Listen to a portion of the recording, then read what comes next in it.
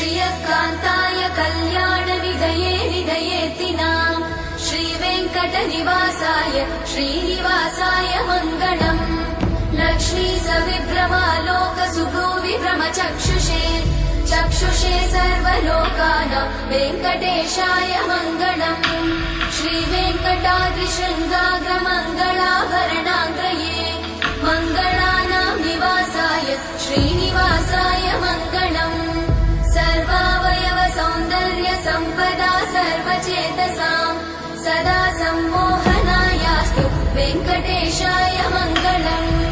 नित्याय निरवध्याय सत्यानन्दचिदात्मने सर्वान्तरात्मने श्रीमद् वेङ्कटेशाय मङ्गलम् स्वतः सर्वविदे सर्वशक्तये सर्वशेषिने सुलभाय सुशीलाय वेङ्कटेशाय मङ्गलम्